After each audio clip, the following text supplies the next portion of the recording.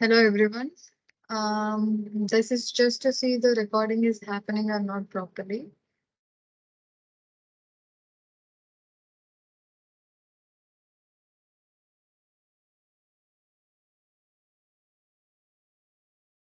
Good evening.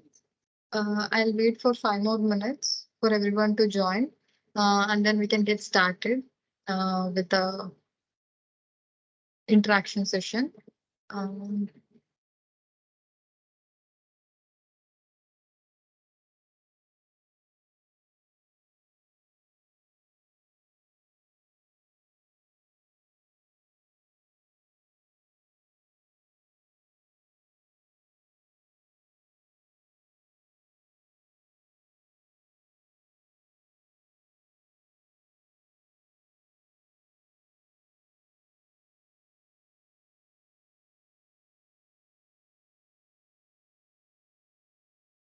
I'll wait till 6:10. And later we can get started with the class.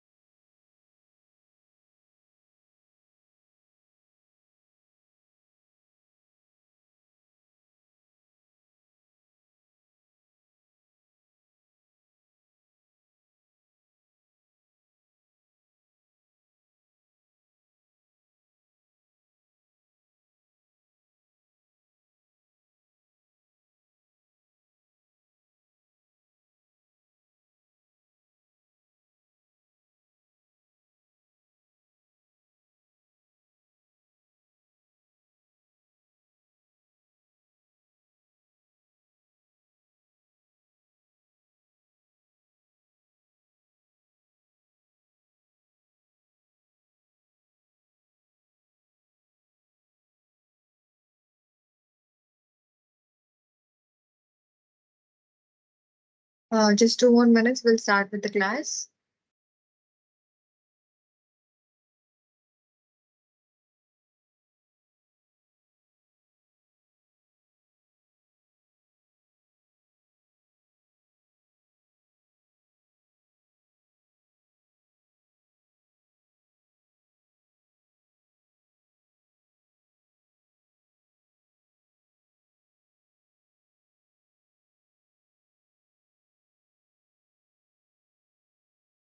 Uh,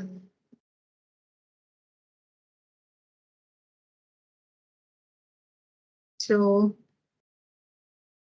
we will start the class now. Um, this is Rashi. I'm doing a PhD in IIT Delhi um, under Professor Jayant Jain in Department of Material Science and Engineering. I chose this subject particularly because I'm an operator in IIT Delhi for FESM, that is Field Emission Scanning Electron Microscopy. And I wanted to have a direct interaction with the students who are struggling to even do the analysis in SEM or any other instruments. And then if they want to do the scanning SEM for different type of material, either can be polymer or biological application material, biological samples or powdered samples or any different samples. If you want to know how this sample preparation is done, whether it can be for any type of sample or anything, that's why I chose this subject for a TA. I know that most of the students who are in this course are either in PG level. They want to do that. They want to know how the analysis is done, how the analysis will be carried out for the SEM or any other instruments. I basically wanted to know the research area, your interest, so that I can concentrate my slides based on your interest. For now, this is the first class. I am trying to go basics, and we know that sir started teaching in the first week about scanning electron microscopy. So I'll be showing how the sample preparations are done in this class. And for coming classes, if you guys are interested in any other particular you want me to perform any particular thing, you can mail here. This is my mail address.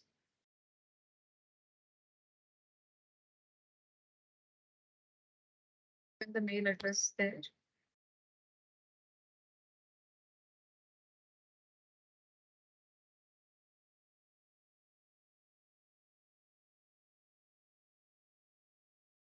Just keep it again.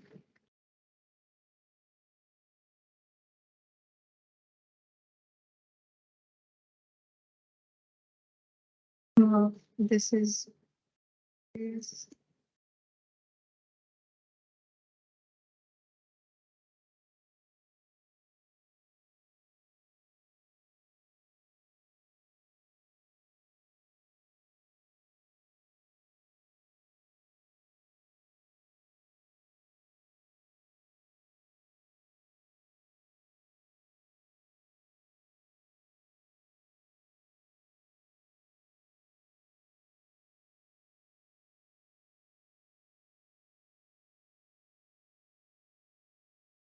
so uh, I wanted to know why you guys are interested in.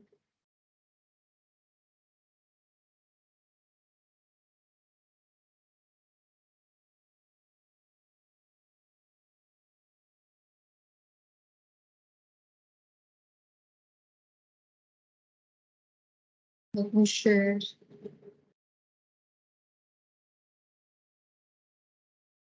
the PowerPoint again.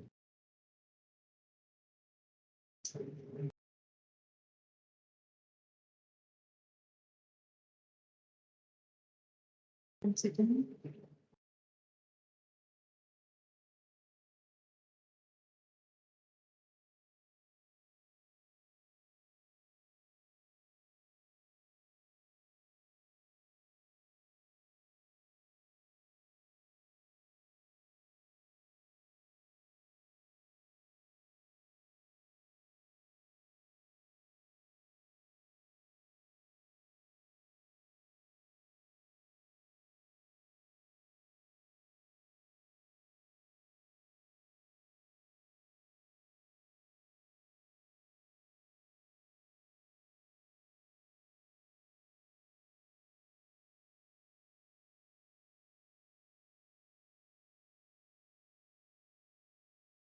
Okay, I'm having a trouble drawing. I think so. This I can manage this much.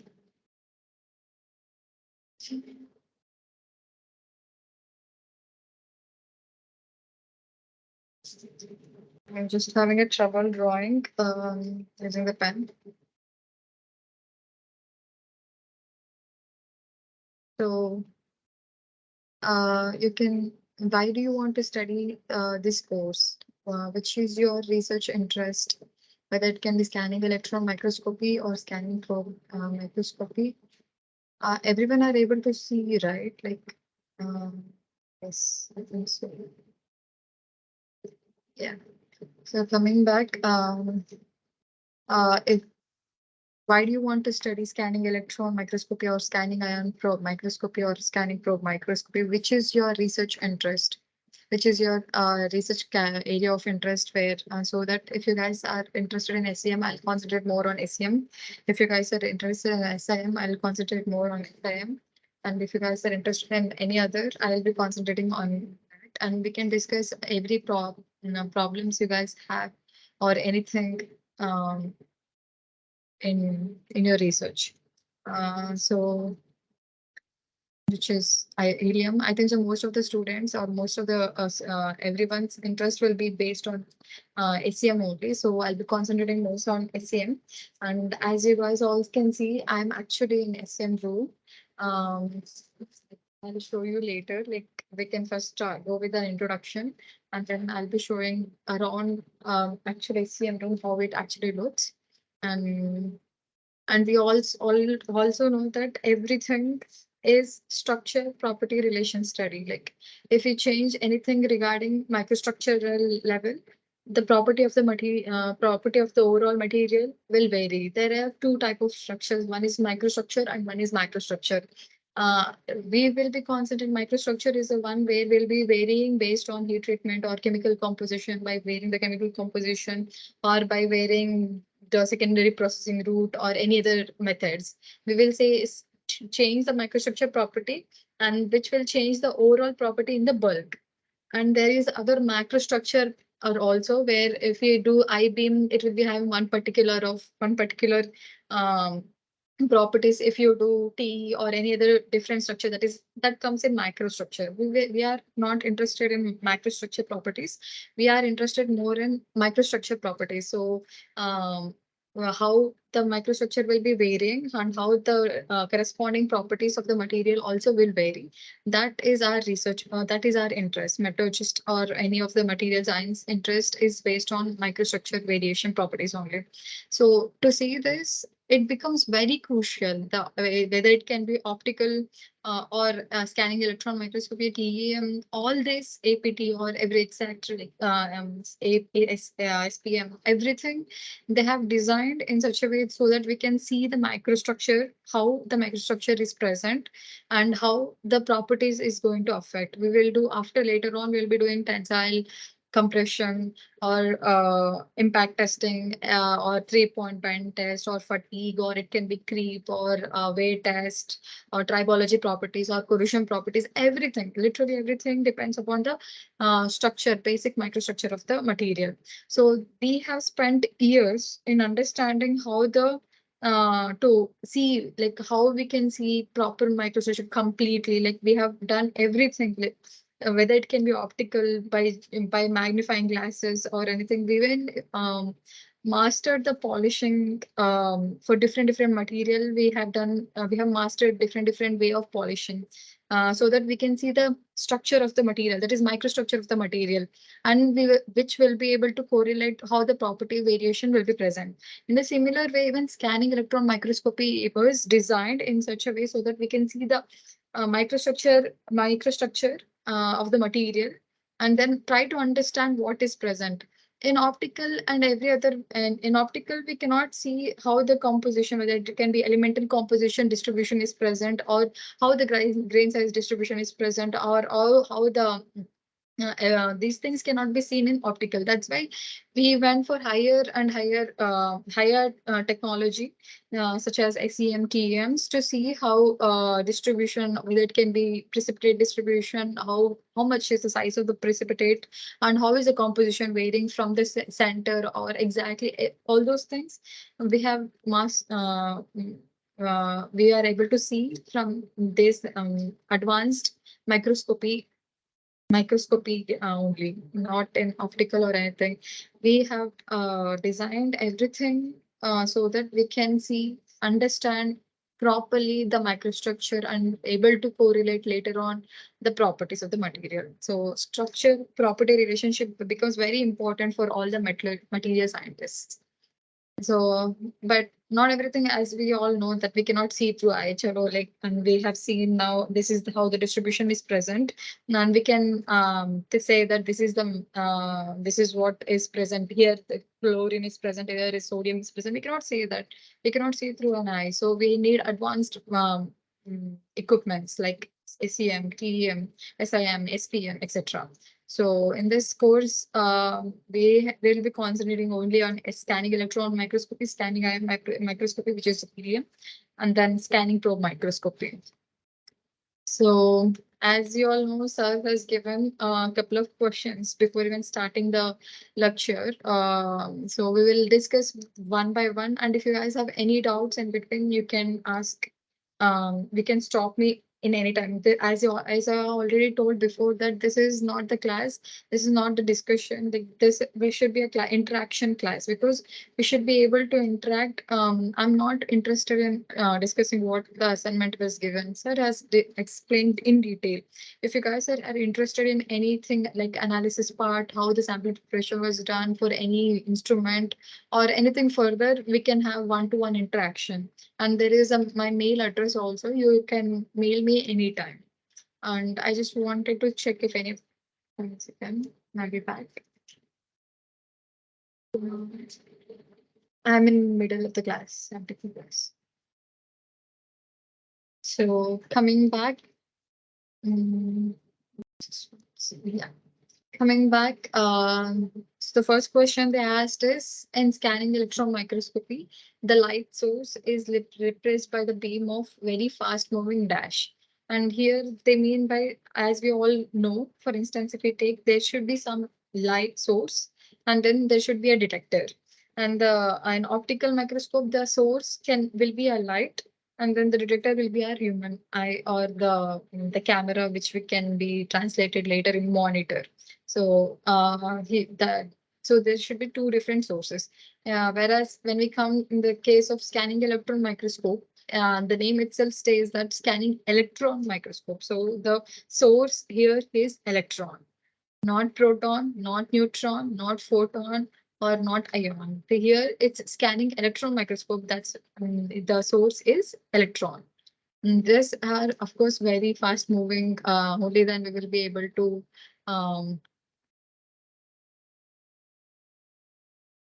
only then we will be able to bombarding the sample, and we'll be able to emit the different um, electrons or backscattered electrons. Different type of electrons can be characteristic samples can be done. So the electrons is the source used in scanning electron as it generates secondary electron as a signal becomes after bombarding the sample.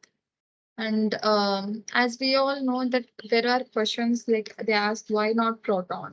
Why not neutron? Why not photon? And ion, of course, ion beams are already used like in helium ion microscopy. So in general, what happens, protons and ions can also be used in scanning the electron or for imaging purpose, for secondary electron imaging, like for emitting the secondary electrons, which can further be detected by the detector.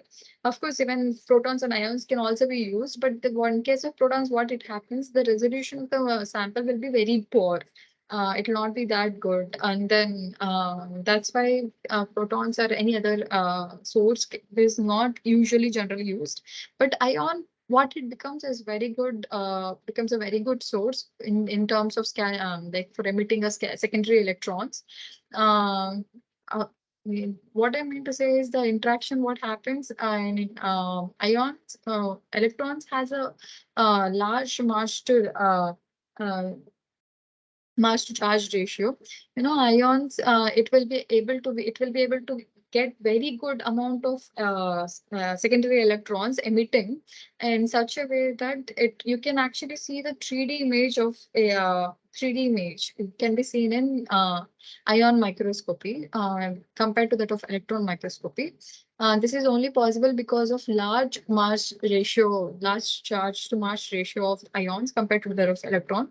But in case of electrons, what it happens, the energy transferred to the electron is generally small. It's very small. So small amount of energy only gets transferred to the sample when electron is bombarded compared to that of ion bombardment. This means that only electrons scattered very close to the surface will be able to leave the sample and contribute to secondary image. Means that very close to the surface, like where not the below surface, will not just below the surface, will not be able to see. When below surface also we are able to see, will be able to see it in a 3D view. Like that I'll be discussing in detail later. For now, I'll tell that what in electron, what happens, the energy transfer will be very small compared to that of ions. That's why when it will be leaving the sample, only the only surface properties can be seen, not below surface. But in case of ion, the energy transfer will be very high, and then you will be able to see the image in 3D properly. And this can be achieved in helium ion microscopy. Here, used as like the beam spot also will be very small, less than 1 nanometer. Even in electron also it's good, but then the energy transfer will be very less. That's why in helium ion microscopy will be able to have better like imaging compared to that of electron. But in case of proton, the energy transfer will be very low.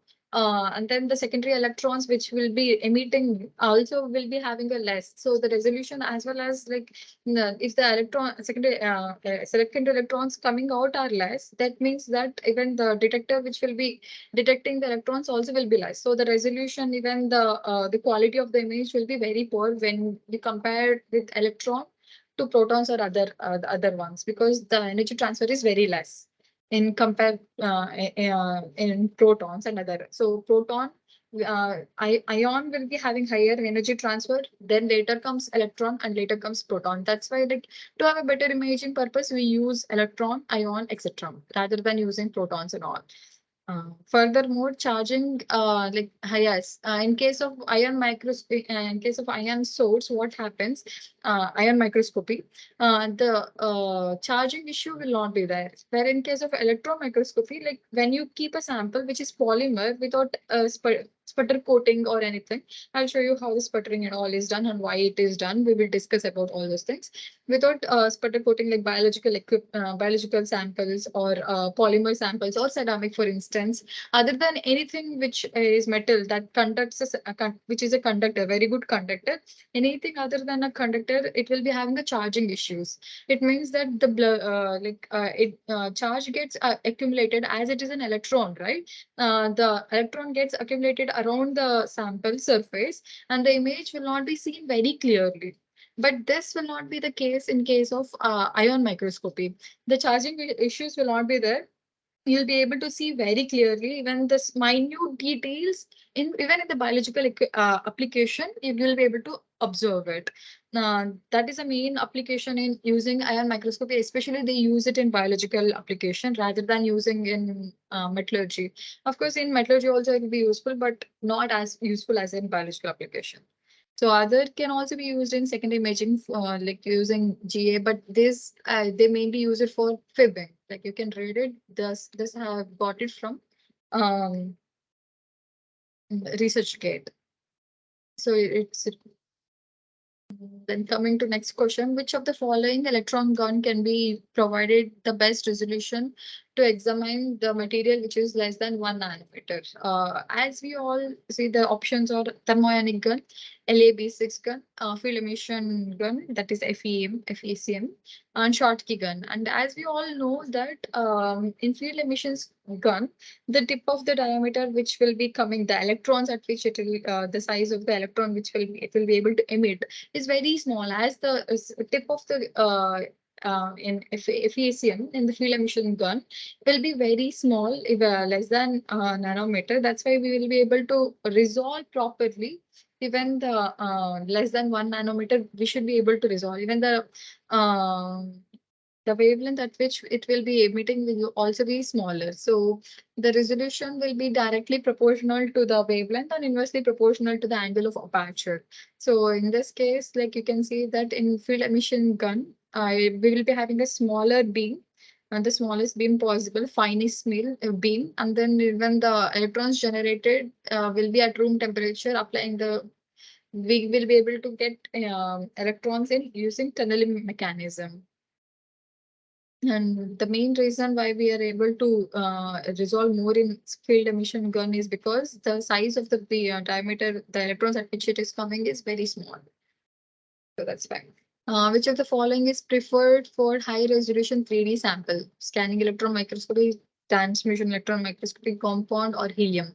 As I told just now, we discussed that helium ion microscopy, which is ion microscopy, we will be having a better 3D image because the transmission mode will not be working here, and the helium offers higher resolution and depth of field in ion beam compared to that of electron or any other light microscope. In scanning electron microscope, electron is used. Even in compound microscope, light is used, and then in transmission electron microscopy, like electron is the source.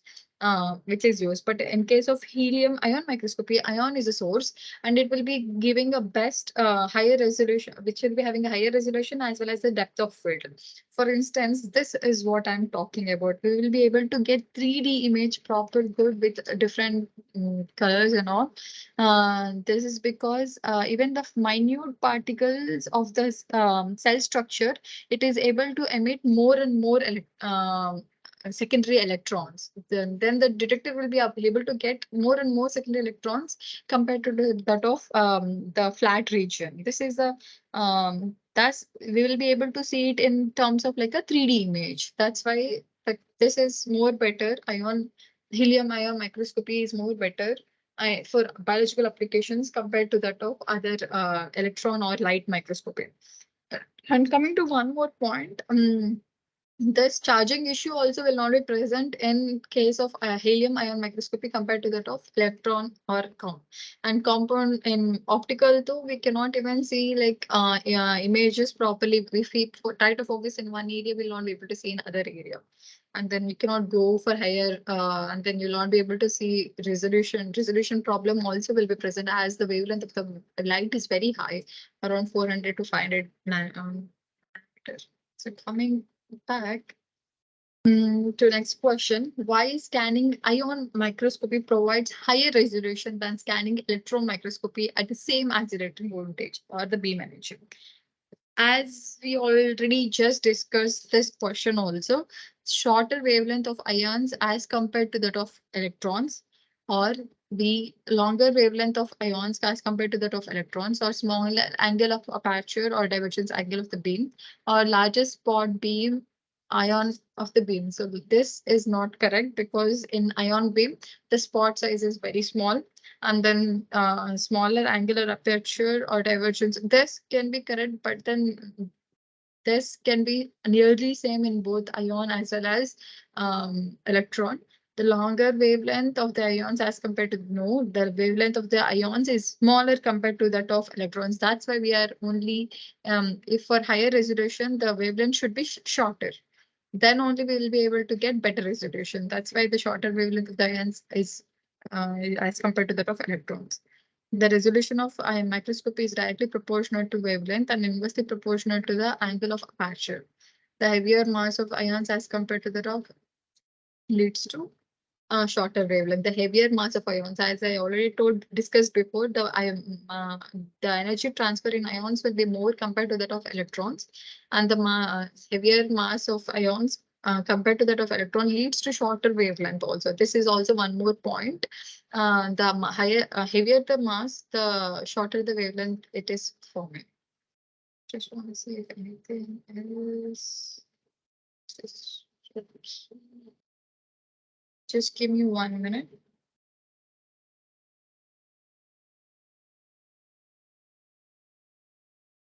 Okay. So coming to next question, which of the following is or true for electron microscopy? Specimen should be dry. Electron must pass through evacuated chamber. Image obtained in phosphorescent screen or any display, or all of the above. Believe me or not, all of them are true. In this, I want to show you one thing, like as we have done. This is okay.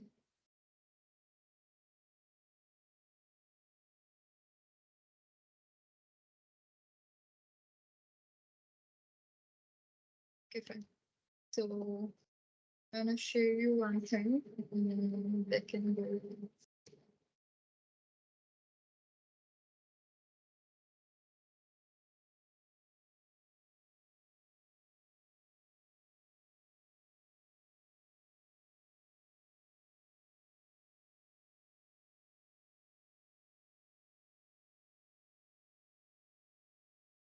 Just stop sharing for once. So this is, I'm in FACM lab.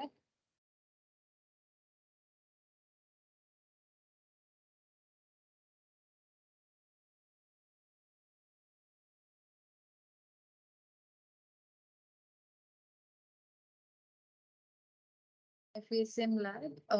As you can see that it should be very clean. Is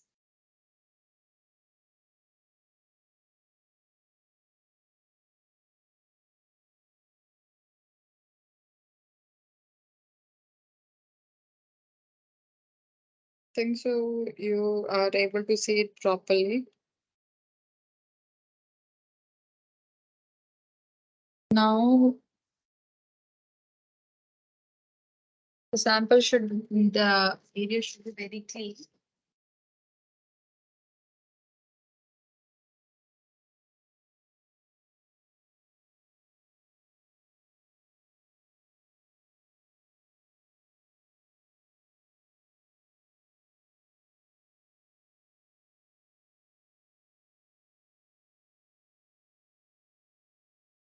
To show you a couple of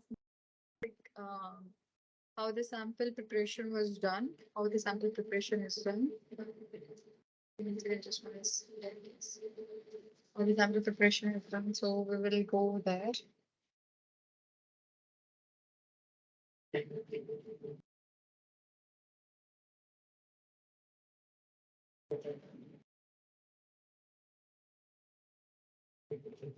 So, so you are able to see FACM now properly. This should be well equipped. And then it should be maintained. The cleanliness of inside should be very high. And then even the temperature, as you can see, there are two ACs. The temperature should be maintained less than 20, like exactly at 20. There is a room temperature detector where you can see the reading and all. I'll show you that as well.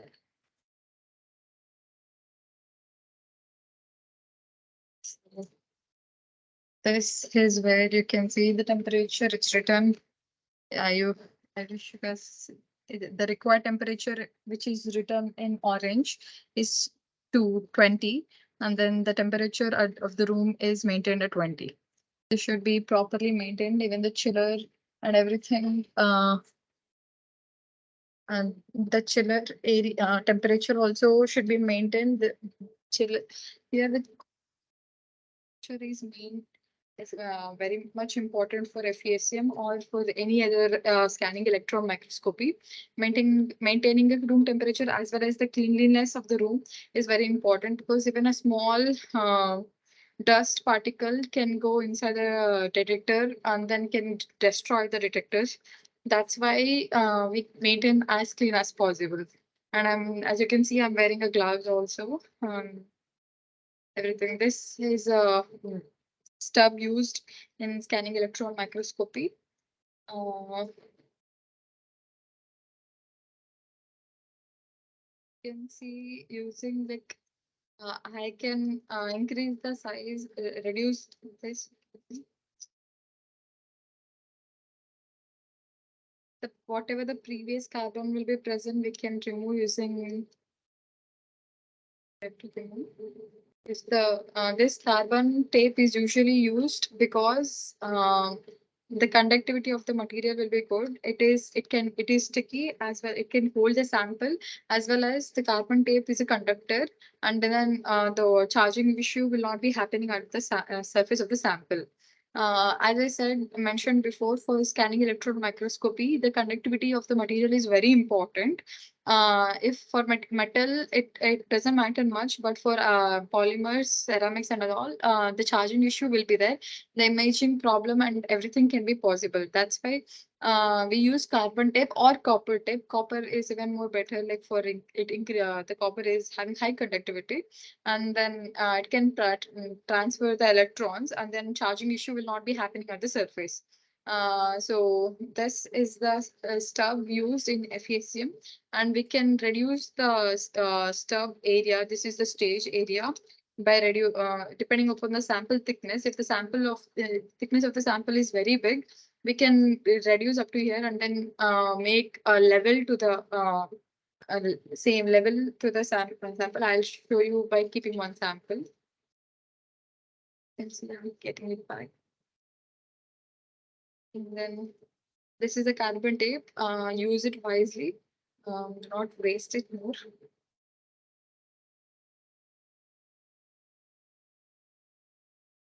And we can cut the amount of tape that is required, and depending upon the thickness of this, depending upon the size of the sample, and paste on the stub.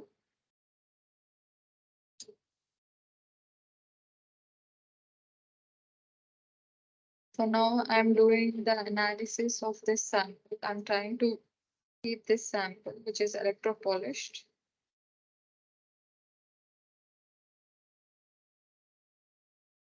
Trying to take one of the samples.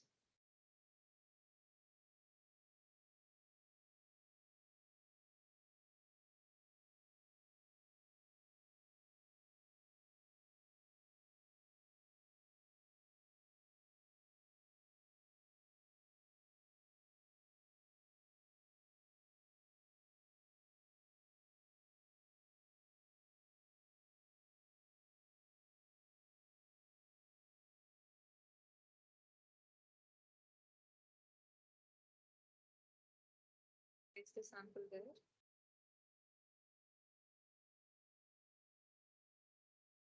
The sample is all set there, and you can keep this sample inside. In this class, I'll be teaching only how to make a sample preparation for different samples. One, this is metallic sample.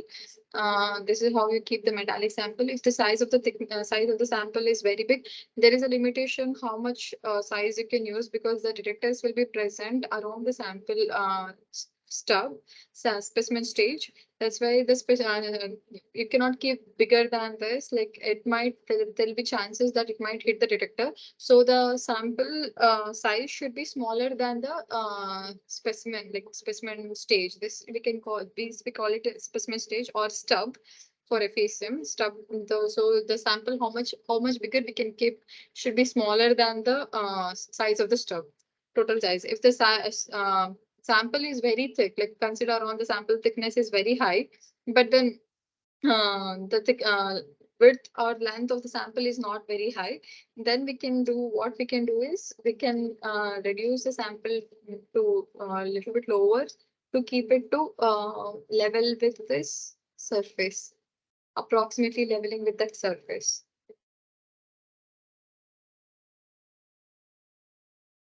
So this should be fine. Yeah. Yeah. If the sample thickness is even more higher, if the sample has even more higher thickness, then we can reduce the length to lower. And it's not like you can keep any size of the sample. Like I'm going to keep this big. No, it doesn't work in that way. Then it will hit any other, you may not know, then it might hit the detector. So if in case, if you're keeping the sample dimension higher than this, then we have to keep in the Z direction. The command will be present in Z direction, that we are having the length of the size higher than this, around 5 mm or 6 mm or whatever it is, whatever uh, higher than the surface of the stub. So we have to measure using the scale or ruler or anything or vernier or anything, and then give the exact number, which will help you later for focusing the sample. If you have given, if the sample thickness higher than the stub is around 3 mm, but you have given 5 mm, for instance, or 5 mm or 6 mm, then you'll be having a focusing issue during if you want to focus, keep the working distance as 15, but then the working distance will not be 15 because the length up above the stub you have given is wrong. Then it means that the stub is around, you should have, the working distance between the sample surface and then the electron gun is around 13 only, but then you have actually given the 15. If that 2 mm will also vary, and then you'll be having a lot of focusing issues. This is one of the points that you have to keep in mind. If you're keeping any sample higher than the surface of the stub, you have to give the exact number while keeping inside the sample. What is the exact number? Like that is 2 mm or 3 mm, 2.2 mm or 2.3 mm, any exact number you have to give, which will help later in focusing for you. So this is one way to keep the sample for metallic sample. We just have to keep the carbon tape on the sample and then paste it, and then we change the Z direction, the side Z of the stub, using a screw that will be like this. You can change the Z direction based on however it's required for you. and you can then start imaging the sample. Then coming back again, how the powder samples are prepared, like what you will be doing. This is a powder sample. Consider you have some powder sample, and then you will have to keep the cut the sample and make sure you cut this some amount of carbon tape and paste on the ground where which is a flat, and then take some amount of powder in the spatula, the small spatula, and try to spread evenly. And then do after spreading evenly, try to keep the sample on the stub and keep it for sputtering. This is how the sputtering machine will look like. Is the sputtering machine.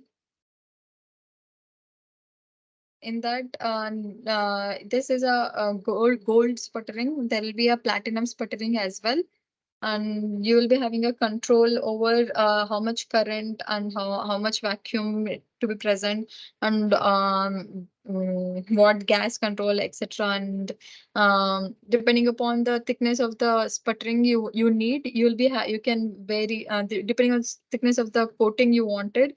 You can vary the current, whether it is 10, 20, 30, 40 microampere, and then for how long you want to do that time also, and the how much pressure you have to give that. By varying this proper parameters, you will be able to attain particular thickness of the particular thickness of the sputtering.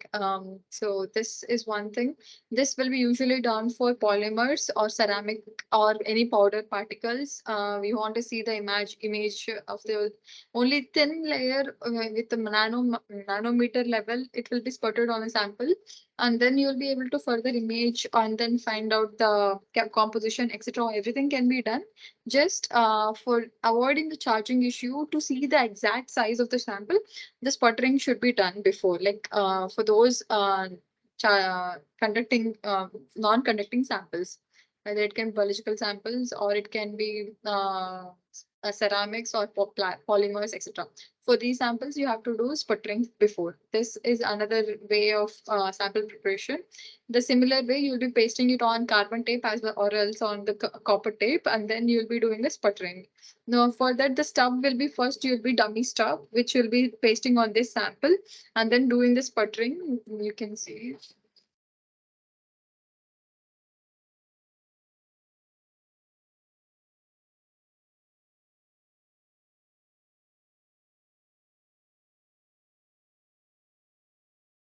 Give a particular time or current, ampere and everything. And then depending upon the different current and timings, and depending upon timing and pressure, you can have different thickness of coating. That is one thing. This is a sputtering unit. This is a sputtering unit. So, so that is one thing for how the sample preparation is done. One way.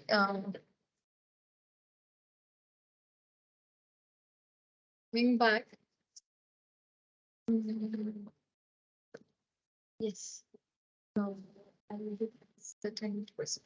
Yes. Yes. So that's one way. And anything else I want to say?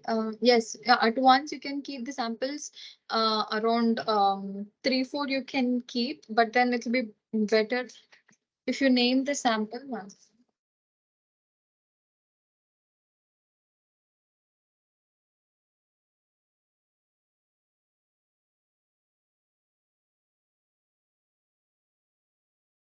You can keep one sample here and one sample here, or one sample, like based on how many samples it can fit the stub inside the stub. But make sure that the sample doesn't come outside the stub, and it will be staying within inside the stub. And then you can mark the whether it is 1, and here it is 2 or 3, sample number 3 or sample number 4. You can mark based on, and then you can identify where which sample is present, and then you can do the imaging of those samples. Okay. And every time if you see there is some dust particle or any particle present, don't try to blow it using your mouth. Always use a blower, because when you use your mouth, some amount of saliva or any small, even tiny amount of saliva, if it is falling on the sample, it will be having a difficulty creating a vacuum inside the sample, inside the chamber. This is a vacuum wave. In So this is where you will be keeping the sample. I'll be showing it in the next week, coming week. And then you open using this. Right now, I'm not trying to open or anything. Using this you can keep the sample inside. Like I'll be showing again the coming week. For now, we will be learning only on the sample preparation, how the sample is prepared and how it can be, what are the different type of sample preparation can be done, and how can you do the analysis. For in next class, I'll be discussing how to keep inside and where are the detectors present inside the chamber and all. So you can see that there is a gun there. There is a gun there, upper one, and then later on, different condensers and everything is present here, where these things which you're able to see are the detectors. So all these are detectors.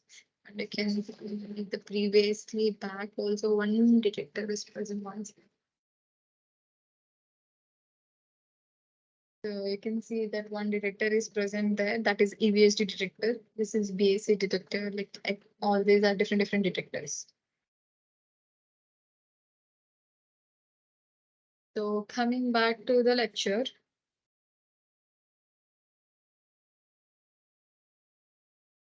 So yes, specimen should be dry. Electron beam must pass through the evacuated. And where is this?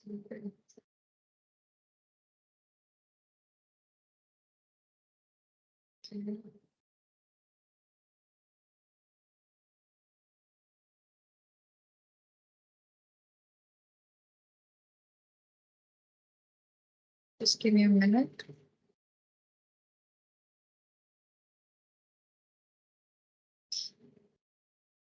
So it should be fine. Yes.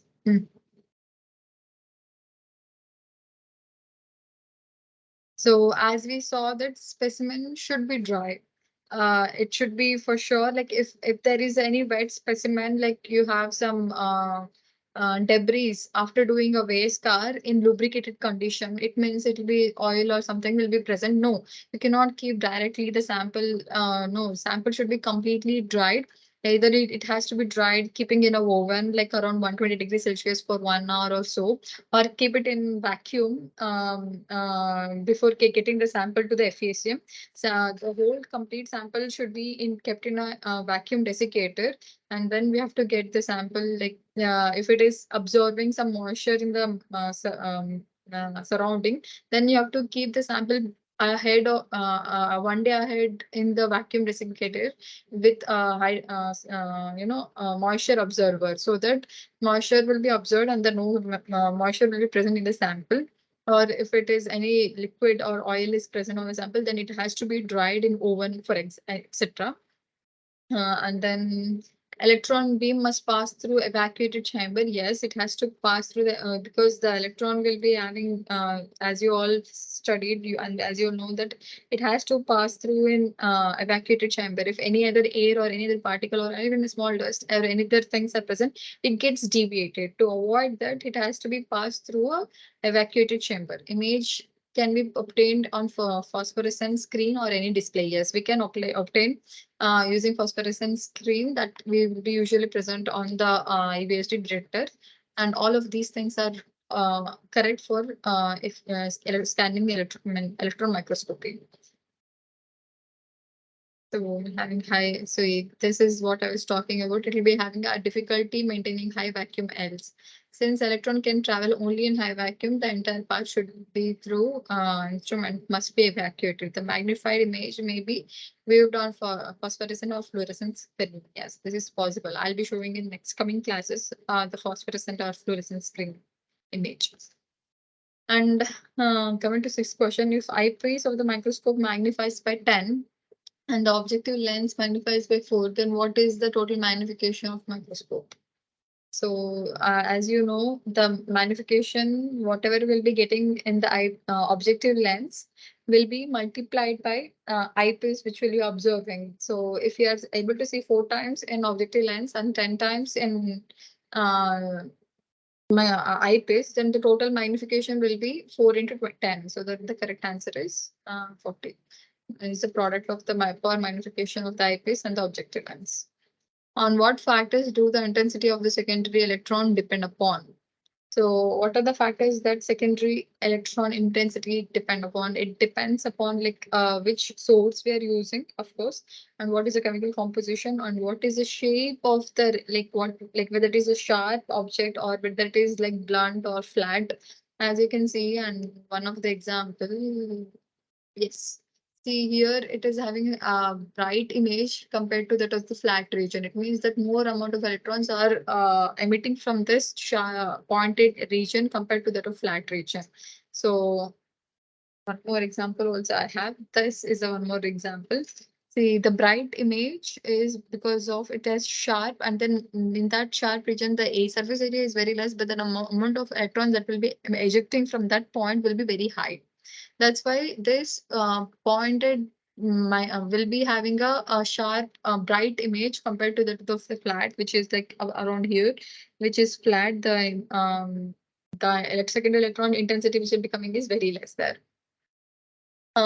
So, and then it also depends upon what chemical composition it is present and number of electrons ejected, of course, like number of electrons ejected depends upon all these parameters, like what is the source used then what electrons are we trying to capture. Like secondary electrons will be more higher in ions compared to that of electrons, obviously. Then the secondary so what is the source also matters. So all of the above is correct for finding out the what secondary electron depends upon which parameter.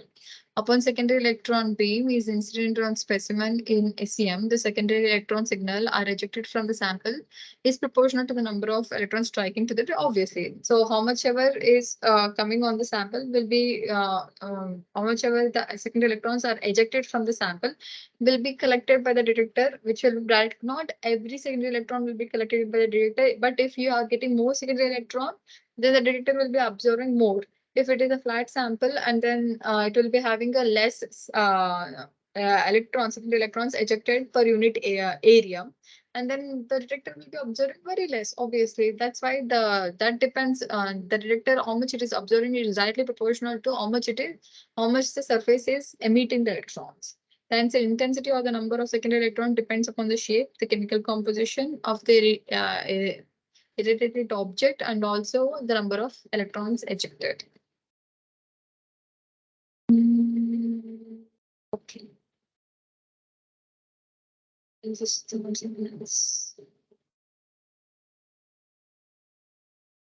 What is the main bottleneck parameter of the electron due to which the resolution cannot be further improved?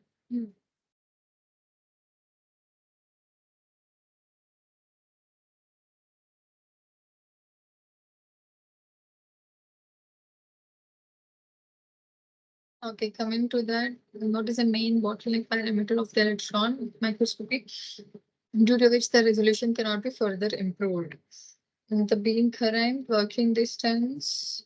See, by changing the working distance in the sample, which I'll be showing in the next class, how the working distance is going to help vary the imaging quality and the beam current, all those things in the beam voltage, everything will matter for varying the resolution.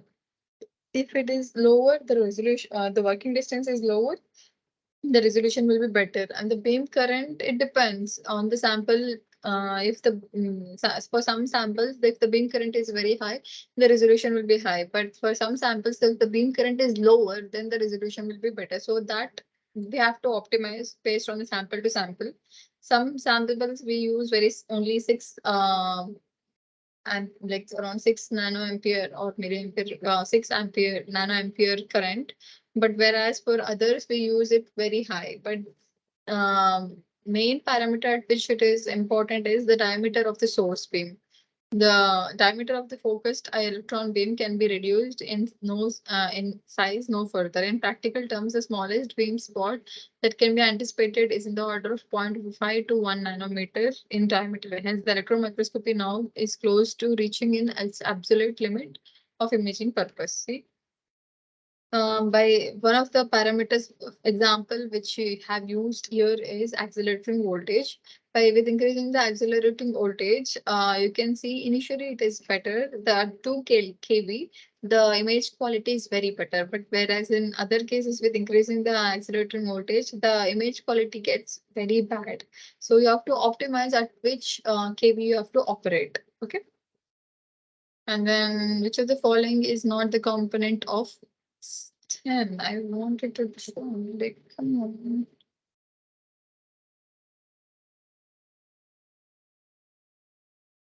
Okay. Yes, able to show. Again, can to 10. See, in STEM, what happens? The scanning tunneling microscopy. There are three important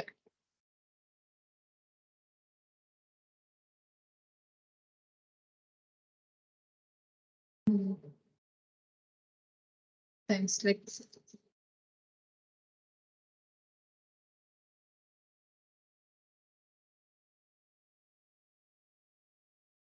this is how it will be present.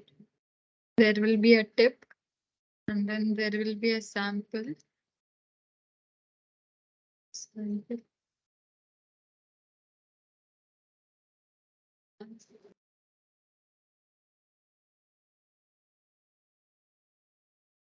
And then this sample, this will be giving out some signals, which will be taken by some piezoelectric scanner. Then later, it will be having 3.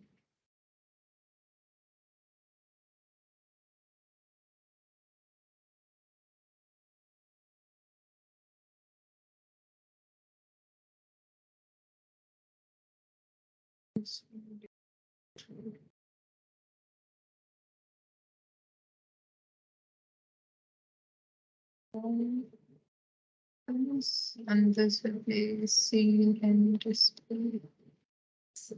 Okay.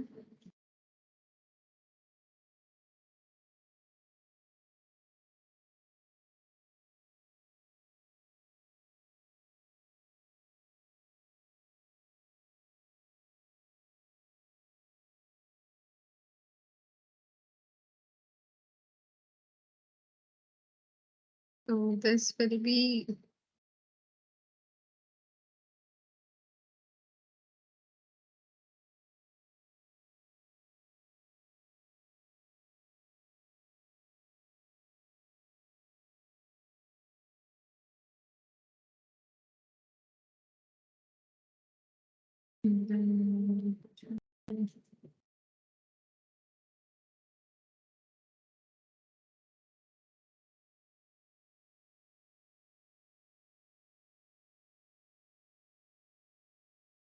current amplifier.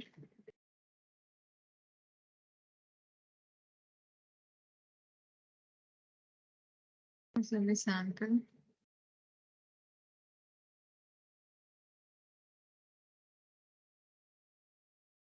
This will be piezoelectric tube. This will be piezoelectric tube. This will be piezoelectric tube with electrode. So at the tip, what happens, tip will be having some electrons.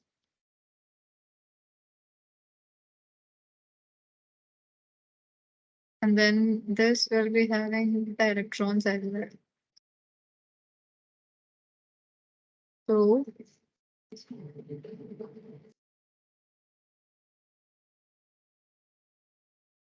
depending upon, okay, what happened? What happened? What happened? What happened? What happened? Yes.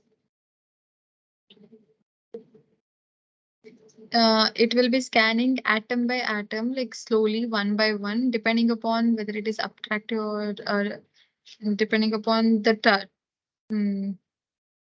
quantum tunneling. When the tip is brought very near to the surface, the bias voltage will be happening between the two electrodes, and then the tunneling current will be varying depending upon the composition or the depth and everything.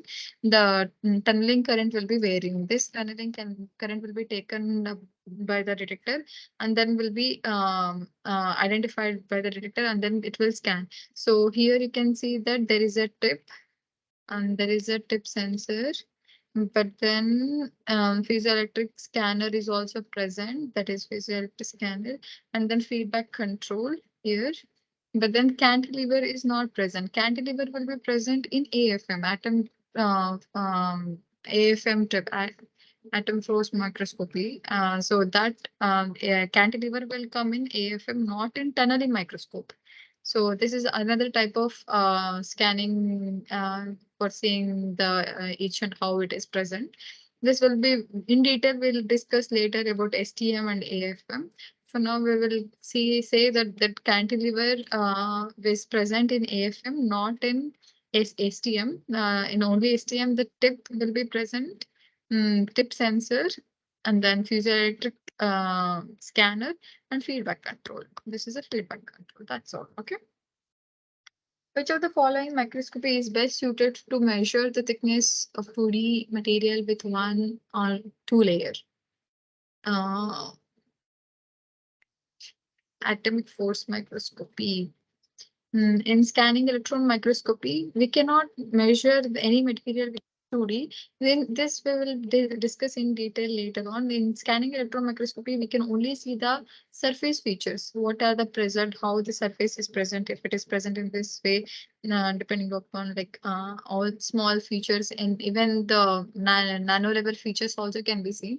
But you cannot see two layers for 2D materials, like wow, what are the two layers present, one or two layers, that we cannot see in scanning electron microscopy or in helium ion microscopy or in TM. It can only be seen in AFM. This further we will discuss later on. So coming to again, we will solve the questions that was given in first week. What are the problems it has been given? The first question was the resolving power of an electron microscopy is a function of dash. Resolving power of electron microscopy. What is the, as we saw the D minimum, X1. Numerical.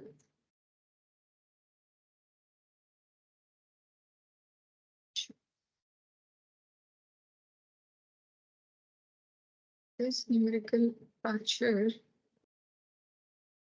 in A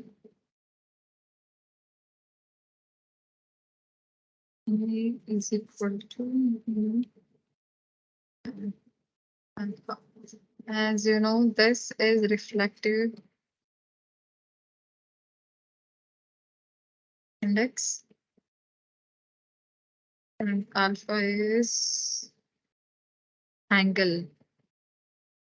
When we are check, then here is the angle, aperture angle, which is happening.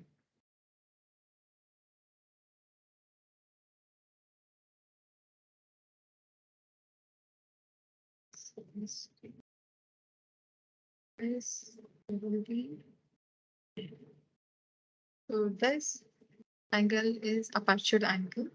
So now we can say that the resolving power, the D minimum, the resolving at which it can resolve between the distance between minimum distance, that how much it can resolve in electron microscopy.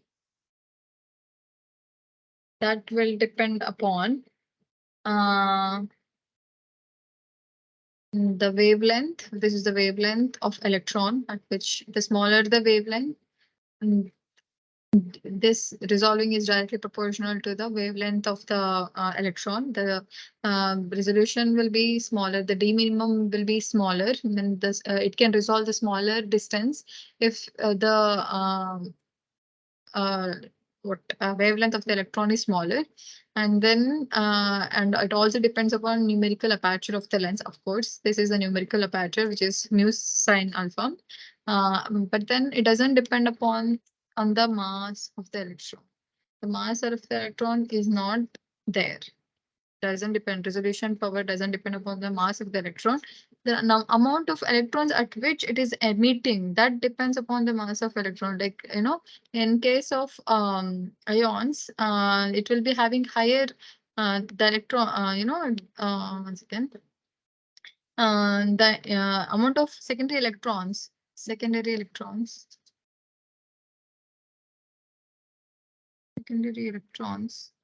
emitted number of electrons emitted depends upon mass of the electron and also mass of the ion, electron, or whether it is proton. Depend There's number of electrons, that the intensity, how much it is being emitted, that depends upon the mass of the electron, but not the resolving power. The resolving power only depends upon lambda and numerical aperture, which is mu alpha, sin alpha.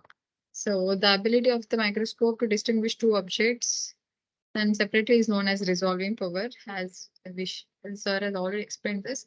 Resolving power is a function of wavelength of the electron used and the numerical aperture that it is present, not of the lens system, not on the mass of the electron. Okay, so which of the following statement is true for electron microscopy? Okay. So for electron microscopy, as we all know, there are aberrations possible, because spherical aberration, that is spherical or mono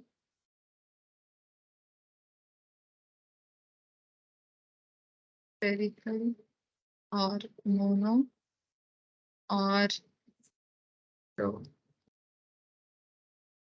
chromatic has same meaning.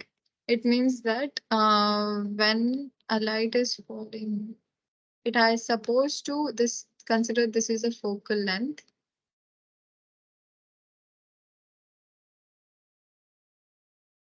This is the focal length. So when a light is passing through the lens, it has all the rays is expected to meet at this focal length. At this focal point. But what happens in the case of spherical aberration? Instead of this meeting at F, it might meet a bit. It might have a error bar. Delta F. This it might fall in between these two. Maximum number of rays might fall in between these two, not at exactly one point. So this is known as spherical aberration, and it is given as ds is equal to 2cs alpha q. So angle of aperture, this alpha is, as you all know, that alpha is angle of aperture. The spherical aberration, which is given in terms of this. Coming to one more thing, chromatic aberration. This In chromatic aberration, what happens? The electron beam at which the wavelength it should be coming will not be having a single wavelength. No single wavelength. No single wavelength. It might have a variation. Even this wavelength can vary. It can have plus or minus, or it can mm, some amount like delta wavelength can be possible. Some amount of variation in wavelength can be possible. This is known as chromatic aberration. So that chromatic aberration DC is given by this CS or CC is a constant, depends upon the what it is. What depends upon the lens property, etc. So this is directly proportional to the angle of aperture, even the angle of aperture, and then chromatic aberration is also directly proportional to the angle of aperture. But diffraction aberration, that is DD, is inversely proportional to the angle of aperture. And now we can see that this I already in detail explained, like in previously, then when diffraction is happening, sorry, some amount of diffraction will be present when there will be two different.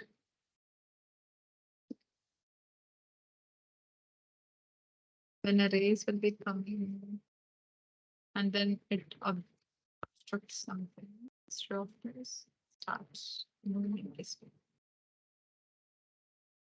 The beam of light which was seen as perfectly spot will now be seen as a series of tones, and it will be having a diminishing intensity. The intensity will be keep on diminishing. So this instead of spot, it will be seen as. That depends upon the dia of the disc and the diameter of the disc at which it will be having. That will depend inversely proportional to the angle of aperture. So now we can say that spherical, higher the angle of aperture, that is, higher the angle of aperture, the smaller will be the chromatic aberration. The aberration, it will be, if it is higher, even this one will be higher. If the in chromatic aberration, means in this one, chromatic aberration, for chromatic aberration, if angle of aperture is higher, even this one will be higher because it is directly proportional. And achromatic aberration, that is also known as spherical or monochromatic aberration. Mono aberration. In chromatic aberration, that is higher the angle of apertures, even this will be higher. So this is also wrong. This is also wrong. The smaller the angle of aperture, the smaller will be the diffraction. So yeah, he's telling that it is a directly proportional in the case of diffraction aperture. Shivam Natham. Okay.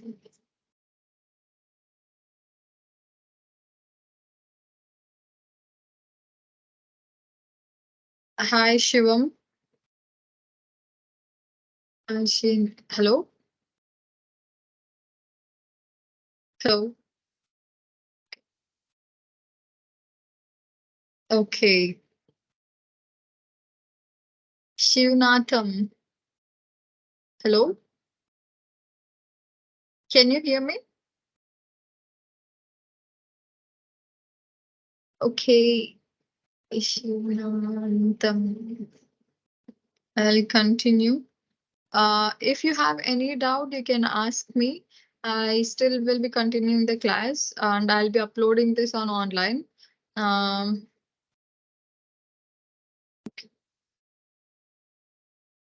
And as you can see that the smaller the angle of aperture, it means the spherical aberration which was given, which is also known as mono or achromatic. That smaller, it is directly proportional. If it is angle of aperture is smaller, then this also will be spherical aberration also will be smaller. Shivnath, we left.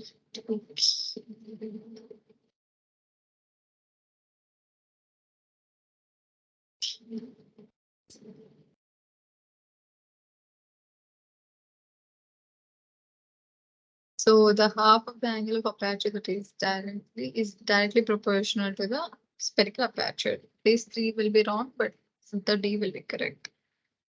Which of the following properties of electron is it? Which of the following properties of electron makes it possible to scan the electron beam over the scanning electron microscopy? The charge property of the electron makes it possible to scan using, because it can easily get deflected using the deflector coils. That's why the charge gets very important in terms of making it able to scan the samples over the surface. Not the mass, not the wavelength. Wavelength will not the scattering effect, but only the charge of the material is very important. So I wanted to show you one image, how the video, how the scanning was done.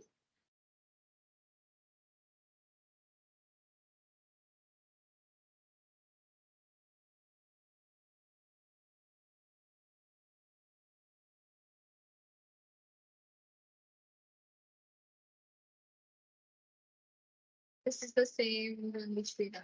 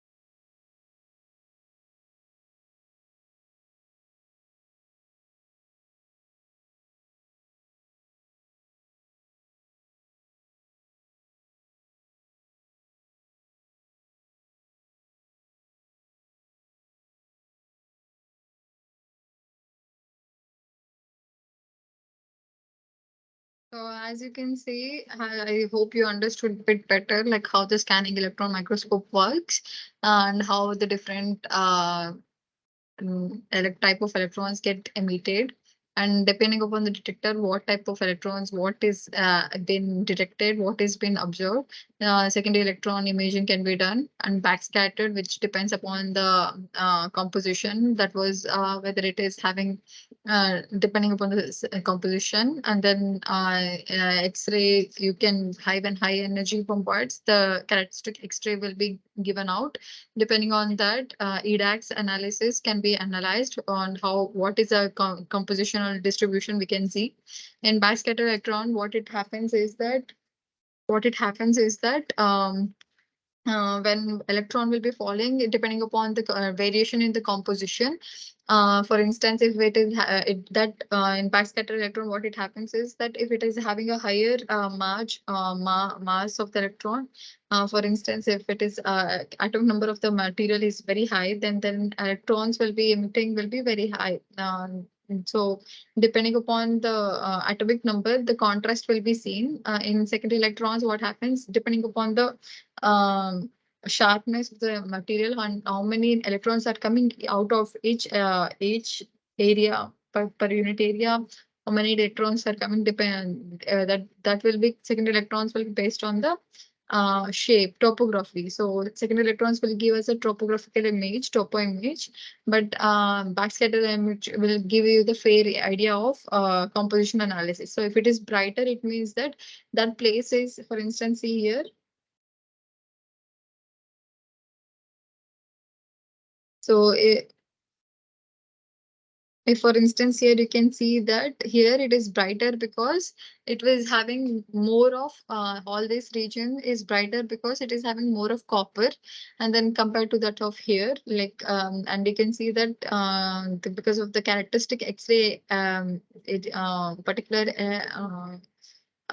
characteristic X-ray, here it is detecting that here it is present, copper is present in this region compared to less copper is present in this region. Here, as the copper is very high, here it looks brighter compared to this region. In topographical images, it is seen like this is a little bit, it has lower depth compared to this of higher. The depth of the material here is higher, but in topographical, it looks like this is brighter. So depending upon what do you want to see, whether you want to see the compositional variation or topographical features, you have to use the detector based on that. And to see how the distribution of the element is present, you have to use EDAX, energy dispersal X-ray spectroscopy. So I hope you understood and you have a fair idea how different detectors will give you different image. So coming to next question, which of the following electron gun is required to create? Just give me a 1 minute.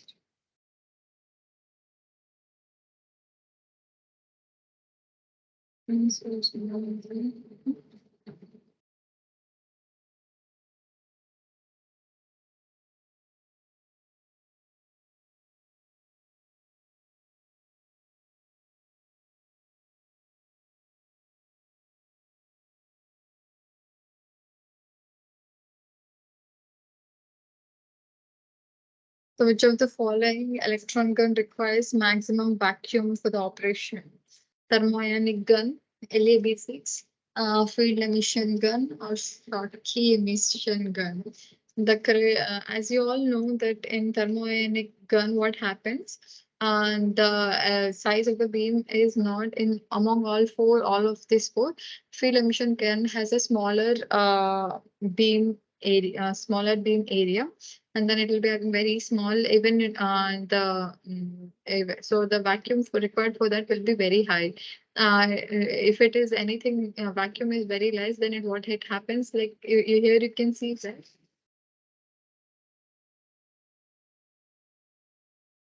this is the system. Okay, that's required. And you can see that in system, it shows that like the vacuum required here is 10 power minus 4. This is scanning electron microscopy. For field emission, you cannot operate less than 8.8, or like, you cannot switch on the gun also if it is less than 8.8 into 10 power minus 4 pascals. So it should be lesser than 8.8 when to switch on the gun also. the gun chamber will always be in 10 power minus 4, 10 power minus 5, 10 power minus 3, so 10 power minus 5 Pascal. When to switch on the gun, when it has to come to the chamber area, then it has to be minimum. The chamber also has to be have minimum of 10 power minus 4 range vacuum.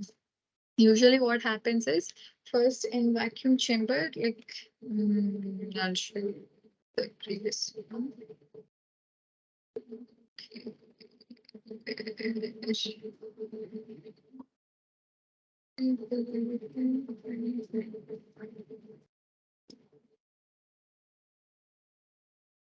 So we can do this.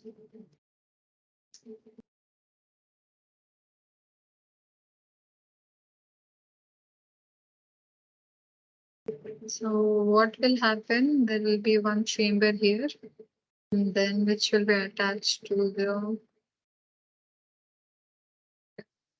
So consider this gun.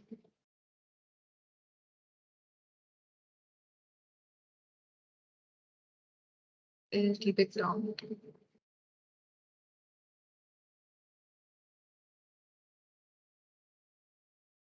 So in this chamber, what happens first?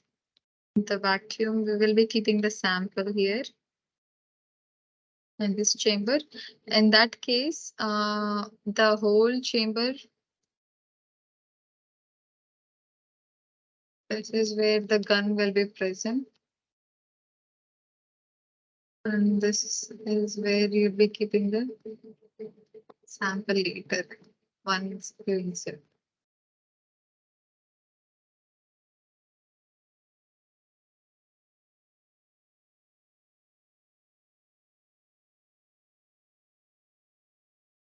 So what will happen?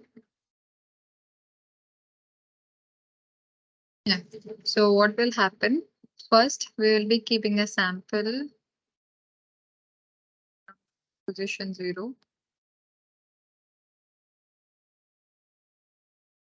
That I've showed just now. This one. There is a sample, right? We will be keeping the sample first. Will in the chamber to position 1. And that time, what will be happening? This whole thing will be in vacuum, and this will be in no vacuum. First, this is chamber 1. This is outside chamber.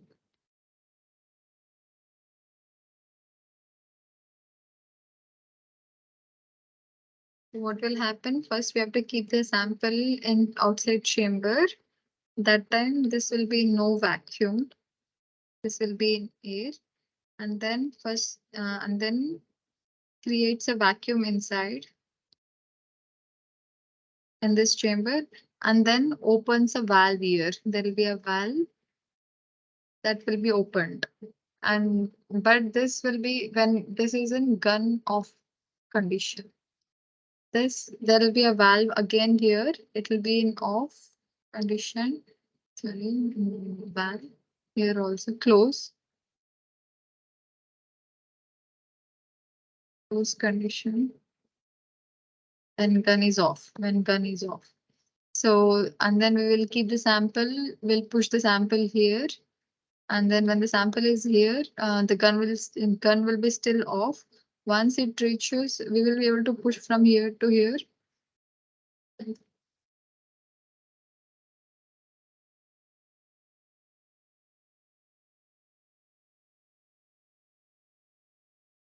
Hi, Amal. Hello. Amal, am I audible?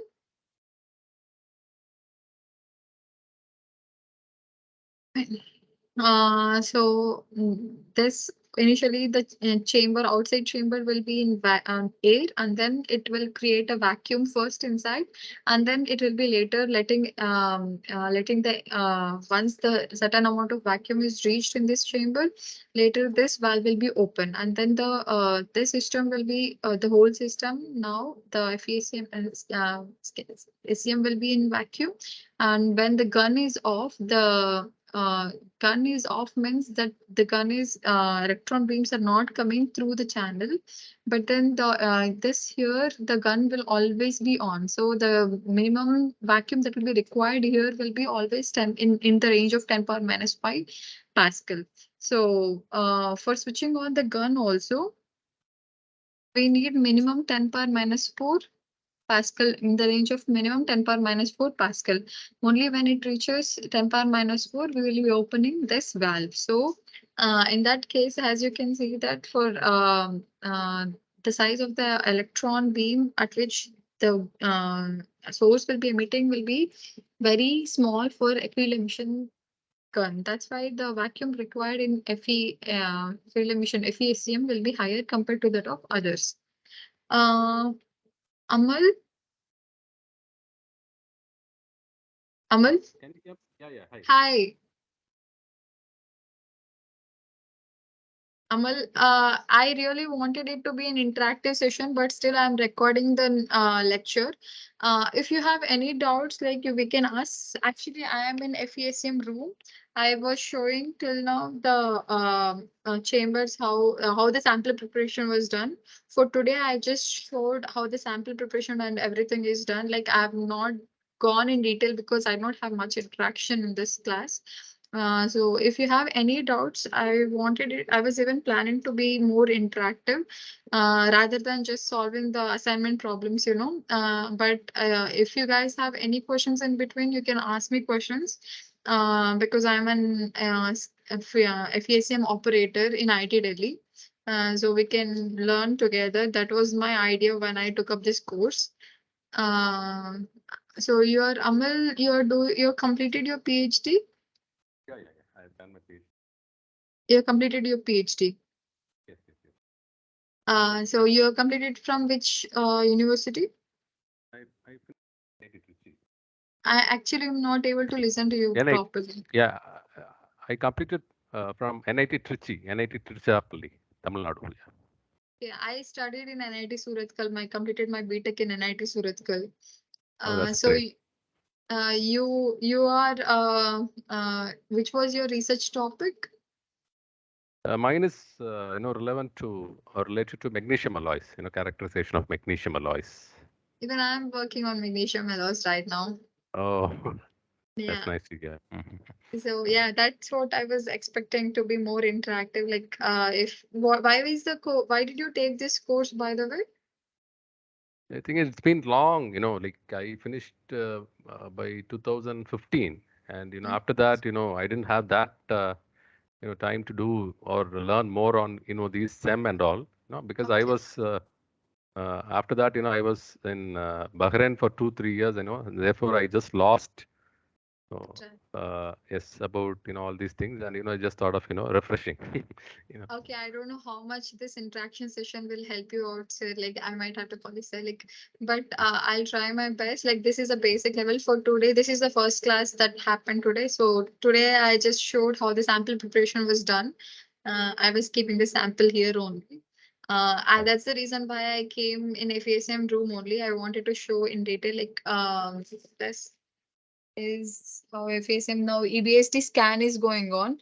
In the next class, I thought of showing how the detectors move inside out and then where the detectors are placed, how are the images will be coming in different detectors. So a couple of students joined and they left. Like, so I wanted it to be interactive. Like if you're interested, you can see the next come attend the next class as well. So I'll just continue now. Do you have any questions or do we have to discuss on anything particularly? At this point, probably like when I just come for the next class, I'm not able to hear you. yeah, probably when I come for the next interaction, I'll be having some questions, Yes. So, So this time I don't have, that many You can questions, even, right? I can even present, if you want to do the analysis, we can do together analysis. Even I have from doing on magnesium only. If you are anything interested, sir, we can do it together. Sure, So sure, sure, I sure. know that like most of the students who join this, they are not interested in what assignments I'm solving rather than to have more interaction. That is what Okay. even. Yes. Yes, So yes. do you want me to, Actually, yes, sir. yeah, yeah. Actually, I did, on magnesium scandium alloy, magnesium scandium. Many of the students in actually I work under Giant Jain sir. You might be knowing like Giant Jain sir because he is also working mostly on magnesium only. One of my senior worked on magnesium, scandium, calcium. Oh, okay. His name is Chetan sir, Chetan Singh. Mhm. And before that, Nuruddin Ansario sir also he worked on magnesium yttrium. And later that one more person worked on magnesium dysprosium by Amit Prasad sir. Right. So right now, when I am and one of my junior is also working on magnesium. We are completely working on magnesium only. We are magnesium group actually. Okay, okay. Uh, Right, right. So fine. So I'll just at sure, sir. present, I'm just working with. I've just gone into additive manufacturing, and Nice. yes, and even with composites also, magnesium composites, aluminum composites, Mhm. and probably I'm thinking of coming to this magnesium alloys also, right? So maybe probably I'll just think of and I'll let you know, right? Sure, sir. We can discuss anything regarding Yes, scanning or electronics. right. Sure, sir. And you're doing this EBST, right? At present, you told Yes, that sir. EBST is going on. Yes, It's sir. for texture, right? Texture Yes, sir. analysis, right, right. Yes, sir. Mm. I just kept the sample just before coming to the this class. Right, So, right, right. do you want me to focus on any particular topics, sir? Like, are you interested in any particular topic? Uh, Maybe if if you could give some insight on texture, probably Texture, right. Yes, magnesium, yes. Yeah, maybe. Right. or in So general texture, I can give. So, yes, yes, sir. yes, Okay. yes. Okay. In Well, further classes, I will try to concentrate on texture. So then, right, right. Thank you. sure. Okay. So, if you guys, if you any other also have any other particular interest, we can go on with that. So right now, I'll try to complete this assignment. And just now I showed the entire FEACM and I have discussed each and every part also. And we have seen that like, when we saw video just now, how what are the parts it was present, and from that we can say that first cathode, which is known, which is like place negative potential, that is electronical, and the positive will be for ground. That is the reason I told you in the beginning that FEACM will usually be present in the ground floor only. There should be no much vibrations present, and then that should be it should be the negative positive push potential should be for grounded. And then comes the condenser glances, and as we saw in video completely, and I showed you previously also how the FACM was present. And later comes the deflectors to scan the electron beam, and then objective lens, where beam will be focused on the sample. And then finally, we know the detectors. I showed you the different detectors present. And then completely, I'll be showing what are the different detectors present and how over the imaging will be seen. We can see it in the next class. So, and so this is the C will be the right answer. Anode will not be there first, and anode will be usually ground, and so the answer should be in these two. So cathode, condenser. First comes the condenser, and then comes the deflector, and then objective lens and sample in the detector.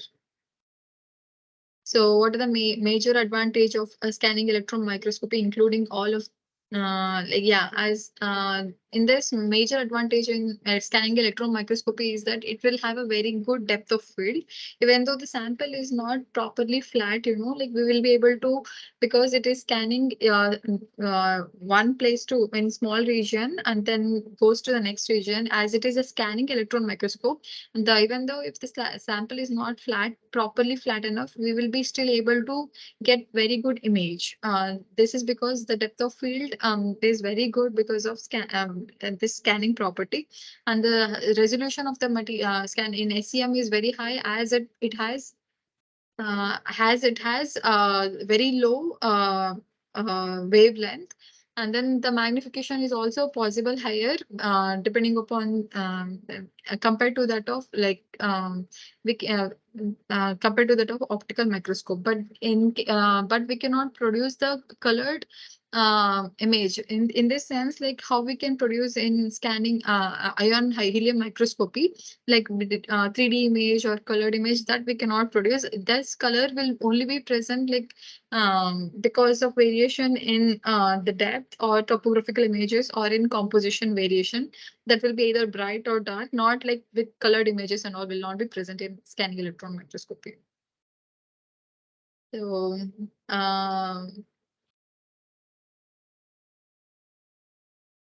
the cathode current of tungsten tungsten thermoionic will be in the range of like this. This the formula which was already given. It was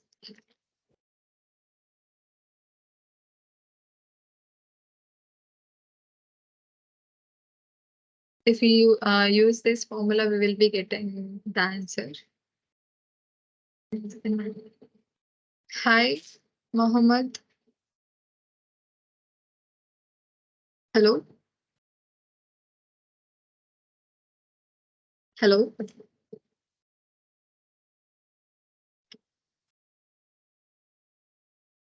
If any doubts in this question, we can discuss. Else, I'm actually not solving this right now. Okay. Hello. Hello. Hi, Mohammed, right? Yes, Muhammad Jarir. Mohammed Jarir. Hi, this is Rashi here. Okay. I was discussing, I'm a TA for this. I'm a PhD candidate in IIT Delhi. I'm also an operator for FESM. Do you have any particular interest in, do you have any doubts or any particular interest? Do you want to discuss any doubt, assignment problems or anything regarding the week 1? Actually, sorry to inform you. I was at lab actually. I just came right now. No, So it I is don't know fine. what's going on. No, it is actually usually I really wanted the class to be more interactive. Not I was actually told to just solve the assignment problems, and if no one is attending the class, if my plan was to have I initially thought how the sample preparation was done for FESM for scanning electron microscopy as SEM is going on first. So I discussed a bit about how the sample preparation was done for different samples, like for if it is a metallic sample, how the sample was done, and how the sputtering is done for polymer and ceramic samples, and for powder samples, and how the powder samples we will be keeping. And then I was actually present in FESM room only, so that I will be able to show the FESM directly, the different components of SEM. More than that, I wanted it to be more interactive. I was just discussing about the assignment problems. Nothing more. I want it to be more interactive, to be frank, no, rather than discussing these assignment problems. So if you have any problems, or if you want to, if you have a problem analyzing the data and all, we can do it together. That is the main objective of this. Okay, ma'am. Okay. So you have any doubt or something? First week Yeah, class? I just want to know about something, some general question about this scanning ion microscopy. Scanning ion microscopy, actually, even I did not go in detail, but I'll try to explain. I am more Okay. like expert in SCM, scanning electron Okay, microscopy. it's not like hard question. Actually, Okay. I am working on battery field right now, sodium ion batteries. Okay. So we are just using this SEM images, but where we are using this SIM, scanning ion microscopy and scanning probe microscopy, where we usually use. Usually scanning ion microscopy, we use it in biological applications, because in scanning ion microscopy, electron microscopy, what happens? you do know that charging effect will be present, right? You have done Yes, yes, yes, SEM, yes. So that will not be present in scanning ion microscopy. So if you have to resolve very small nanoparticles and especially biological application, biological samples, right? Then we use scanning ion microscopy, ion helium microscopy, or some the other way known as. Yeah. So for metals and any other, we use SEM. FESEM okay. we use more often for both. Even biological applications also can be studied, but it will be better if you use ion microscopy. So what will happen if you are using scanning ion microscopy for this metal things like images? I mean, for getting these We images, can what use will that happen? will not we can use that is not a problem. Like it will get a similar image like SEM only. That is what my understanding. It will be even having a better image compared to SEM. It will give 3D image as you all as it was seen in one of the assignment problem. We will be able to get 3D image. Once again, I have one of the image, so I can show you. See, in scanning ion microscopy, this is how the image we will be getting. Like, are you able to see? Yes, yes, yes, yes. 3D Yeah, so see that. yes. So this is the imaging, this is a cell structure. You will be able to see in detail how the Yeah, fibers, okay, okay. yeah. So this is what I was telling. Okay, okay, thank you. So can you at least able to appreciate the difference between SEM and SIM? Yes, yes, yes. Yeah. This will be usual. This will be usual SEM microscope, but 3D weave and all. Of course, even we will be able to see it in approx 3D weave here because of that sharp image. But then, like, we cannot give this detailed features compared to SIM. Okay, okay. Thank you. Any other doubts? So, which are you using for your batteries? Which No, no, instrument? actually, no, no, actually, for we just want to know how the crystallographic are entered in these metals. So usually we will use this. No, we will not use that SEM actually. We will get data from other labs actually. We don't know what's going on there.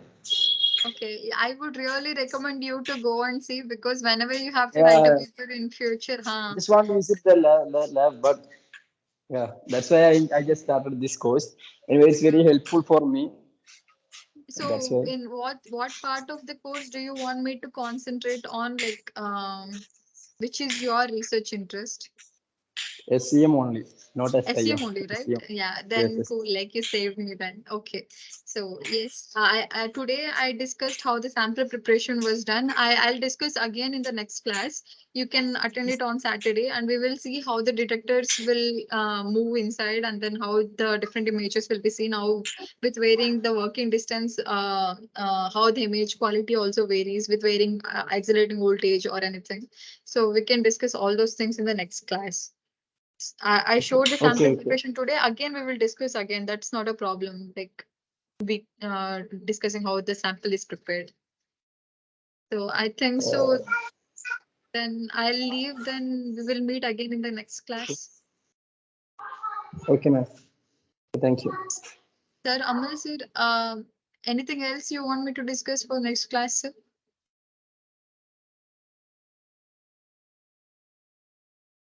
Yeah, this EBSD studies. Sir, I think so. I'm not able to hear you No, properly. sorry. Only This, texture, right, sir? yeah. With respect to The texture, texture EBSD. probably not next class, maybe in the coming class. Like Fine. yes. That's okay. That's okay. Yes. Yes. Have a good evening, both of you. Thank you. Bye. Okay, have a good day.